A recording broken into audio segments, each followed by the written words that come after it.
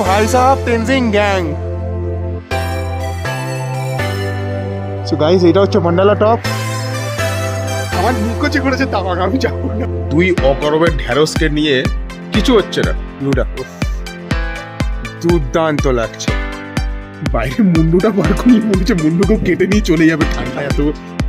নিচে একটা মনস্টারির মতো একটা কিছু আছে, নিচে তো সব থেকে মজার বিষয় ভাই পেছনে জলটা বেড়ে কেমন লাগলো। এখানে একটা ঝর্ণা পড়ছে দেখতে পাচ্ছ।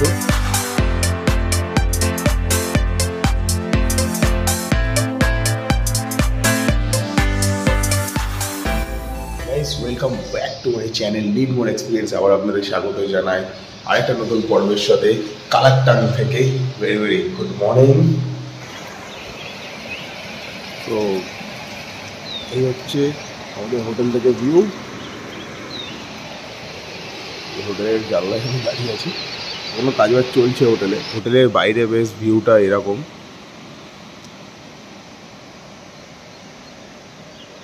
এইখানে একটা ঝর্ণা পড়ছে দেখতে পাচ্ছ, ওই ঝর্ণার জলটাই হয়তো বয়ে বয়ে আসছে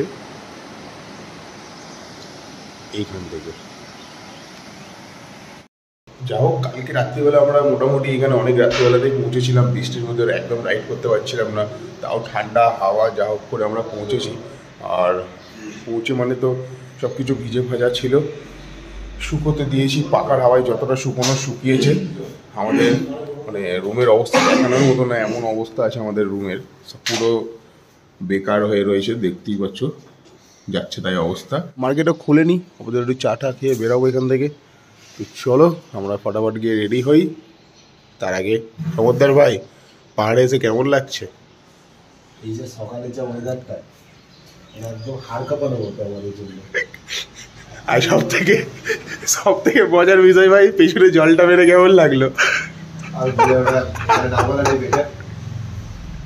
আমাদের ওখানে যে এখন ওয়েদারটা এখানে তার থেকে 3 ডবল বেশি।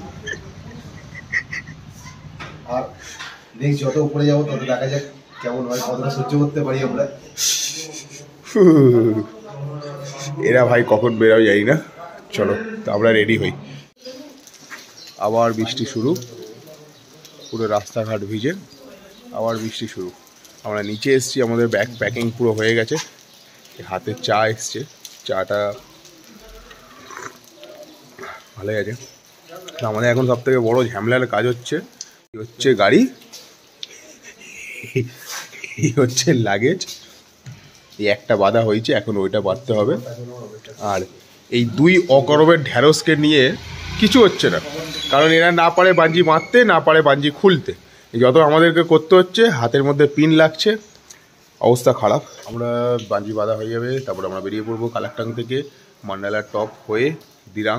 আপাতত দিরাং অবধি লোকেশন আমাদের সেভ করা আছে, ওখানে পৌঁছাই, তারপরে দেখবো তাওয়াংয়ের দিকে ওখানে যাচ্ছে কি যাচ্ছে না। তো তাওয়াংয়ে গেলে অবশ্যই পারমিট লাগবে, পারমিটটা আমাদের আগে হাতে নিতে হবে। তো চলো বেরোনোর সময় দেখা হচ্ছে। আর তো পুরো পাহাড়, অনেক মজা হবে আজকে।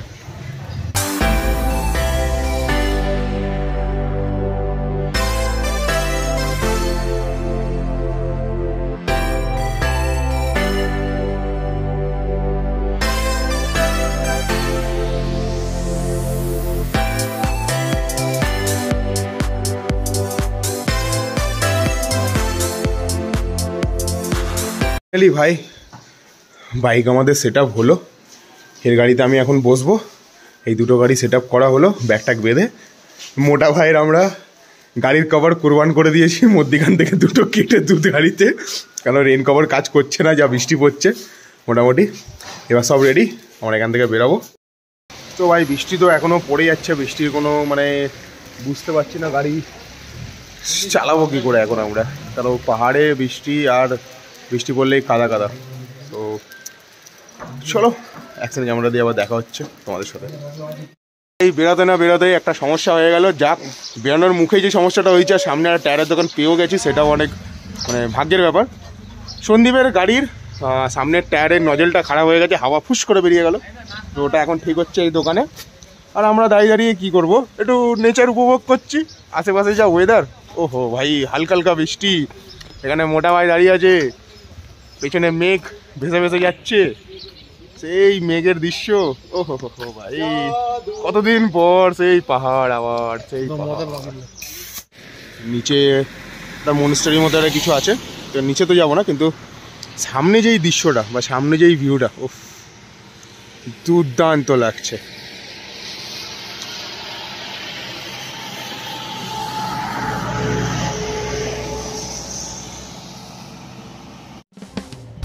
তো টায়ার ঠিক করার পরে আমরা পাহাড়ের সৌন্দর্য উপভোগ করতে করতে বেরিয়ে পড়লাম দিরাংয়ের উদ্দেশ্যে। সামনে এত সুন্দর দৃশ্য যেন দেখে মনটা মুগ্ধ হয়ে যাচ্ছিল, আর আমরা ভাবছিলাম আর বাড়ি যাব না, এখানেই থাকি এবার আমরা। কি সুন্দর দৃশ্য, মেঘের ওপর থেকে আমরা যাচ্ছি ভাই, পুরো মেঘের রাস্তা, পুরো মেঘের মধ্যে থেকে যাচ্ছি, সেই অনুভূতি মানে এটা এইসব জিনিস বলে বোঝানো যায় না। যারা আসে, যারা এই জিনিসগুলো ফিল করে, তারাই জানে যে এখানকার মানে কেমন লাগে। আলাদা একটা এক্সপিরিয়েন্স। আস্তে আস্তে যত উপরের দিকে যাচ্ছিলাম, মেঘ আমাদের গায়ে এসে লাগছিল, আর মেঘ লাগার কারণে প্রচণ্ড ঠান্ডা লাগছিল, সেটা বলে বোঝানো যাবে না। আর এই করতে করতে আমরা পৌঁছালাম ও ভাই সাহেব, তেনজিং গ্যাং। খুব সুন্দর এখান থেকে ভিউ। একটুখানি ফটো তুললাম। ফটো তোমরা দেখতে পাবে ফেসবুকে, হোয়াটসঅ্যাপ নাম্বার দেবো না, ফেসবুকে দেখতে পাবে, ইনস্টাগ্রামে দেখতে পাবে। তো এখান থেকে খুব ভালো ভিউ, এখানে লেখা আছে তেনজিং গ্যাং। একটু ফটো তুললাম, আবার সবাই রেডি হচ্ছি মান্ডালা টপের জন্য। এর মধ্যে যদি আবার ভিউ পড়ে তাহলে আবার একটু দাঁড়াবো। এটাই তো মজা পাহাড়ে আসার। চলো আবার দেখা হচ্ছে গাড়িতে চলতে চলতে। তো আবারও বেরিয়ে পড়লাম আমরা দিরাংয়ের উদ্দেশ্যে। বৃষ্টি, হাইরে বৃষ্টি, এই বৃষ্টি কখন যে থামবে জানতাম না। আর পেছনে বসে বসে আমার কিছু করারও নেই, ভিডিও বানাচ্ছি। কিছু জায়গায় গাড়ি এরকম রাস্তা তৈরি হচ্ছে বলে রাস্তা একটুখানি খারাপ আছে, কিন্তু রাস্তা মোটামুটি ভালোই আছে।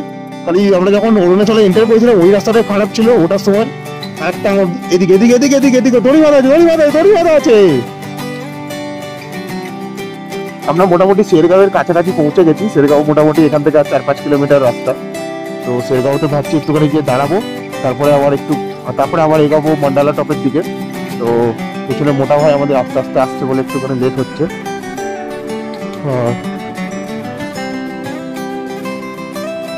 রাস্তা, অরুণাচলের রাস্তা ভাই দেখো, কখনো উপরে উঠছে, কখনো নিচে নামছে, মানে মানে একেবারে যে আমরা উপরে উঠছে সেটাও না, কখনো উপরে কখনো নিচে, এরকম করতে করতে মোটামুটি শেষ খানিক রাস্তা আমরা চলে এসেছি।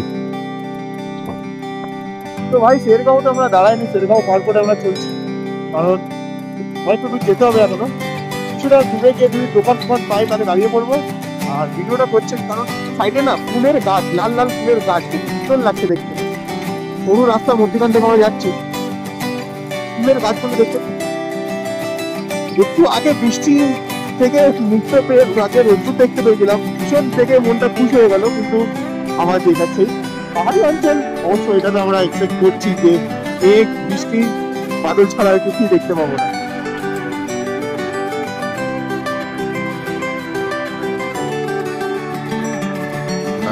দেখতেই পাচ্ছ বাইরের ওয়েদার যাচ্ছে তাই,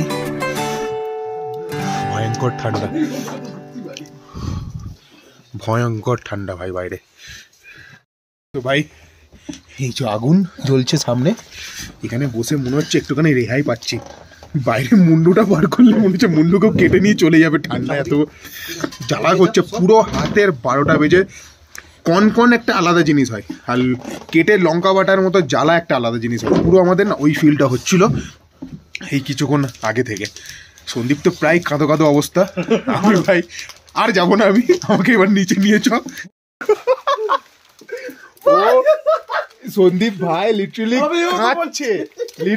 কাঁদছে, মানে এই যে তোরটা তো আমি দেখিনি, সন্দীপের সঙ্গে ছিলাম। সন্দীপ বলছে আমার নিকোচি করেছে তামাক, আমি যাবো না, আমি এখান থেকে বাড়ি যাবো।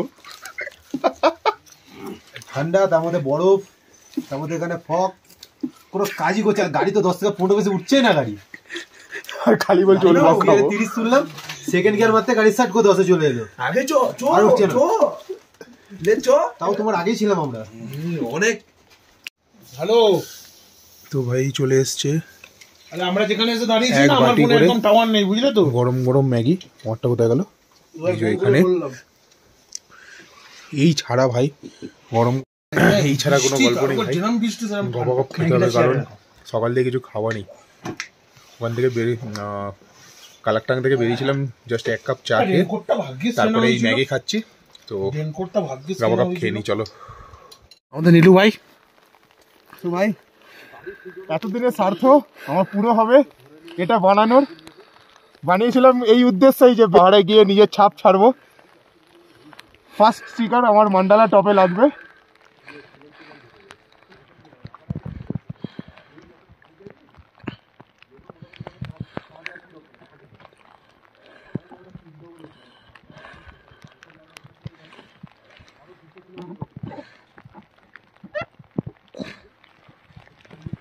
ভাই নীলু ভাইয়ের স্টিকার আজকে এখানেও লেগে গেছে, অনেক হ্যাপি আজকে আমি।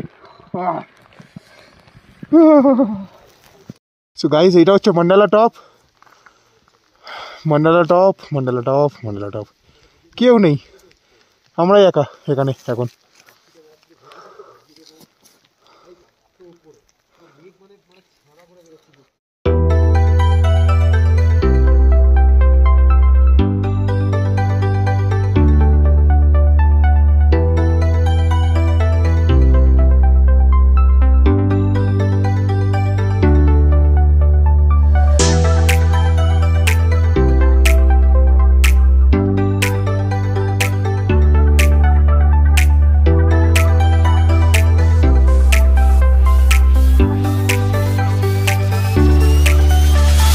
এখন মান্ডালাটাও আসছিলাম, আমাদের বললো এখানে বরফ পড়ছে। এই হচ্ছে বরফ, প্রথম দেখা পেয়ে গেছি বরফের। মোটামুটি বরফ পড়ে আছে, আর লেট করে লাভ নেই গাইস। মোটামুটি 5টা 5:30 বাজতে চললো। এবার আমরা পৌঁছাবো ভাই। মান্ডালা টপ থেকে বেরোতে আমাদের অনেকটা সময় লেগে যায়, আর আস্তে আস্তে নেমে আসে সন্ধে। যেমন যেমন অন্ধকার নেমে আসছিল তেমন বাড়ছিল ঠান্ডা। আমরা জাস্ট আর নিতে পারছিলাম না ওই ঠান্ডাটা, আর তার উপর থেকে বৃষ্টি তো থামার নামই নিচ্ছিল না।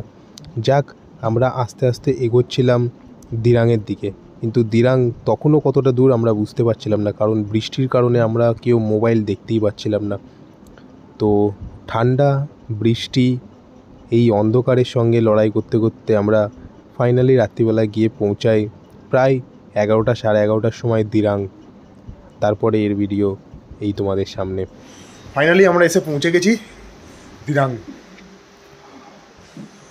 রাত্রিবেলা রাইড করছিলাম, বৃষ্টি পড়ছে, ক্যামেরাতে দেখানোর কিছু নেই, পুরো অন্ধকার। যা হোক করে পৌঁছেছি দিরাং। পৌঁছে একটা হোমস্টেতে আমরা আছি এখন। হোমস্টেটার নাম জানি না। তো একটা আঙ্কেল আছে, রাস্তা দাঁড়িয়ে ছিল, কথাবার্তা বললাম, উনি নিয়ে আসলো। পাশে একটা ওনার প্রপার্টি রেডি হচ্ছে, আর এইখানে একটা রুম আছে, পাশেও আমাদের আসামি রাইডাররা আছে। সো রুমের অবস্থা, সো এই হচ্ছে আমাদের রুম। দুপাশে 2টো বেড আছে, 4 জন আরামসে হয়ে যাব। কিন্তু এই হচ্ছে রুমের অবস্থা ভাই, পুরো বরবাদ করা রুম। এটা হিটার আছে একটা, গেটটা বন্ধ করে হিটারটা ভালো কাজ করবে। সো আর কৌশিক ভাই লুকিয়ে এখানে কোল্ড ড্রিঙ্কস খাচ্ছে। ভাই ঠান্ডাতে কোল্ড ড্রিঙ্কস খাস না, শেষ হয়ে যাবি। আর এই হচ্ছে ওনার আরেকটা প্রপার্টি যেটা তৈরি হচ্ছে। জামা কাপড়গুলো দেখি কী মনে হচ্ছে, সব আমাদেরই আছে। এই বাজারটা পুরোপুরি আমাদের, এই বাজারটা ওই রুমে যারা আছে তাদের। পুরো ভিজে গেছে। আসলে আমরা জায়গাটা খুব ভালো পেয়েছি, জিনিসপত্রগুলো একটু শুকিয়ে যাবে, কেন কালকে আবার আমাদের বেরোতে হবে এগুলোই পরে।